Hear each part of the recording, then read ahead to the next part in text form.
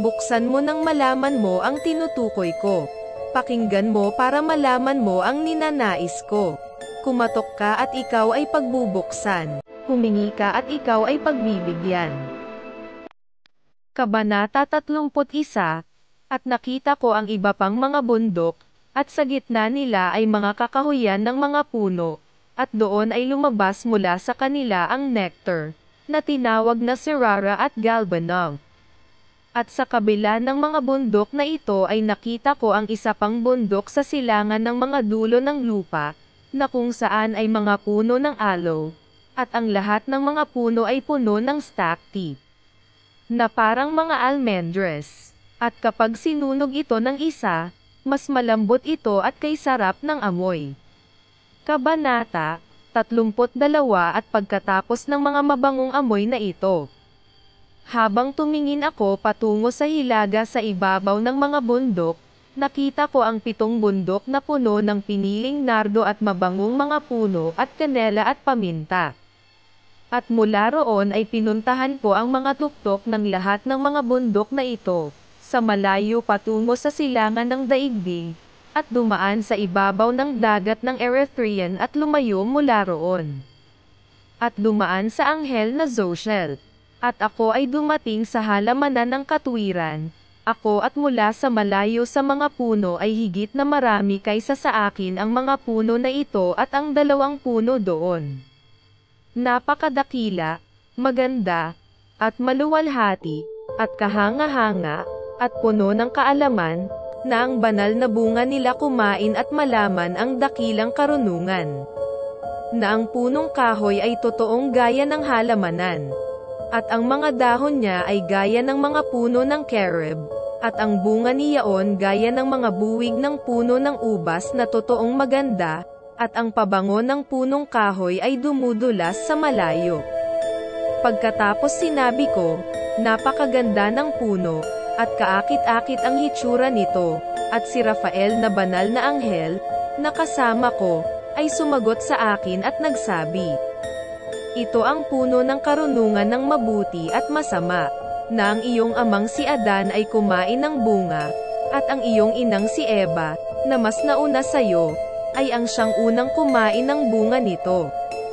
At natuto sila ng karunungan ng mabuti at masama at ang kanilang mga mata ay nabuksan, at nalaman nila na sila ay hubad at sila ay pinalayas sa paraiso. Kabanata 33. At mula roon ay naparoon ako sa mga dulo ng daigdig at nakita ko roon ang mga dakilang hayop, at ang bawat isa ay naiiba mula sa iba. At, nakita ko, mga ibon din magkakaiba sa hitsura at kagandahan at boses, ang isa magkakaiba mula sa iba pang mga ito. At sa silangan ng mga hayop na nakita ko sa mga dulo ng lupa na kinaroroonan ng langit pahingahan, at ang mga portal ng langit ay bukas. At nakita ko kung paanong nanggagaling ang mga bituin sa langit, at binibilang ko ang mga portal mula sa kung saan sila nagpapatuloy, at isinulat ang lahat ng kanilang mga pasukan. Sa bawat individual na bituin sa pamamagitan ng kanyang sarili, ayon sa kanilang numero at ang kanilang mga pangalan, ang kanilang mga kurso at ang kanilang mga posisyon. At ang kanilang mga oras at ng kanilang mga buwan, gaya ng ipinakita sa akin ni Uriel na banal na anghel na kasama ko. Ipinakita niya ang lahat ng bagay sa akin at sinulat ito para sa akin. At ang kanilang mga pangalan na isinulat niya para sa akin, at ang kanilang mga batas at ang kanilang mga tungkulin. Kabanata 34. At mula roon ay nagpunta ako patungo sa hilaga hanggang sa mga dulo ng mundo, at doon nakita ko ang isang dakila at maluwalhating kagamitan sa mga dulo ng buong mundo. At narito nakita ko ang 3 mga portal ng langit na nakabukas sa langit, sa pamamagitan ng bawat isa sa kanila magpatuloy maghangin sa hilaga, kapag sila ay pumutok may malamig, nyebe, hamog na nagnyebe, nyebe, hamog, at ulan. At sa labas ng isang portal ay pumutok sila para sa kabutihan, ngunit kapag sila ay pumutok sa iba pang 2 mga portal, Ito ay may karahasan at kapighatian sa lupa, at pumutok sila ng karahasan. Kabanata 35, At mula roon ay nagpunta ako patungo sa kanluran patungo sa mga dulo ng lupa. At nakita ko doon ang 3 mga portal ng langit na nakabukas tulad ng nakita ko sa silangan, ang parehong bilang ng mga portal, at ang parehong bilang ng mga pasukan. Kabanata 36, At mula roon ay nagpunta ako sa timugan hanggang sa mga wakas ng lupa, at nakakita roon ng 3 bukas na portal ng langit, at dahil dyan may dumating sa hamog, ulan, at hangin. At mula roon ay napunta ako sa silangan hanggang sa mga dulo ng langit, at nakita dito ang 3 silangang portal ng langit na kabukas at maliliit na portal higit sa kanila. Sa pamamagitan ng bawat isa sa mga maliliit na portal na ito ay pumasa sa mga bituin ng langit at nagpapatakbo ng kanilang landas sa kanluran sa landas na ipinakita sa kanila. At sa tuwing nakikita kong pinagpapala ako palagi ang Panginoon ng kaluwalhatian, at patuloy akong binabasbasan ang Panginoon ng kaluwalhatian na gumawa ng mga dakila at maluwalhating kababalaghan, upang ipakita ang kadakilaan ng kanyang gawain sa mga anghel at sa mga espiritu at sa mga tao, na sila maaaring purihin ang kanyang gawain at lahat ng kanyang nilikha, upang makita nila ang gawain ng kanyang kapangyarihan at papuri ang dakilang gawain ng kanyang mga kamay at pagpalain siya magpakailanman. Kabanata 37, Ang ikalawang pangitain kanyang nakita. Ang pangitain ng karunungan si Enoch anak ni Jared, na anak ni Mahalaleel, sa mga anak ni Canaan, na anak ni Enos, na anak ni Seth, na anak ni Adan, anak ng Diyos. At ito ay ang simula ng mga salita ng karunungan na aking pinaggawaran ng aking boses na magsalita at sabihin mo sa mga nakatira sa lupa, inyong pakinggan, ninyong mga lalaking may tamang gulang. At tingnan ninyo, at sa inyo ay darating pagkatapos, ang mga salita ng banal na isa na aking sasabihin sa harap ng Panginoon ng mga espiritu. Mas mahusay na ipahayag sila lamang sa mga tao noong sinaunang panahon, ngunit kahit nasa mga darating pagkatapos ay hindi namin ipagpipigil ang simula ng karunungan. Hanggang ngayon ang gayong karunungan ay hindi kailanman ibinigay ng Panginoon ng mga espiritu gaya ng natanggap ko alinsunod sa aking pananaw. Ayon sa mabuting kasiyahan ng Panginoon ng mga espiritu na sa pamamagitan ng kanino ang maraming buhay na walang hanggan ay ibinigay sa akin. Ngayon 3 mga talinhaga ang ipinagkaloob sa akin. At itinaas ko ang aking tinig at isinalaysay ito sa mga nananahan sa mundo. Kabanata 38, Kapag ang kongregasyon ng matuwid ay lalabas, at ang mga makasalanan ay hahatulan dahil sa kanilang mga kasalanan, at itataboy mula sa ibabaw ng lupa, at pagka ang matuwid ay lalabas sa harap ng mga mata ng matuwid, na ang mga gawa ng hinirang ay nakabitin sa Panginoon ng mga espiritu, at ang ilaw ay lalabas sa matuwid at sa mga hinirang na nananahan sa ibabaw ng lupa, kung saan magkakaroon ng tirahan ng mga makasalanan, at kung saan ang pahingahan na lugar ng mga taong tinanggihan ang Panginoon ng Espiritu. Ito ay mabuti para sa kanila kung hindi pa sila ipinanganak, pagka ang mga lihim ng mga matuwid ay mahahayag at ang mga makasalanan ay hahatulan, at ang mga di banal na itinutulak mula sa harapan ng mga matuwid at hinirang. Mula sa panahong yaon yaong mga nagtataglay ng lupa ay hindi na magiging makapangyarihan at mataas, at sila ay hindi magiging nakikita ang mukha ng banal. Sapagkat ang Panginoon ng mga espiritu ay nagpakita ng kanyang liwanag sa mukha ng mga banal, matuwid, at hinirang. Kung magkagayoy ang mga hari at ang mga makapangyarihan ay manggalipol, at ibibigay sa mga kamay ng matuwid at banal.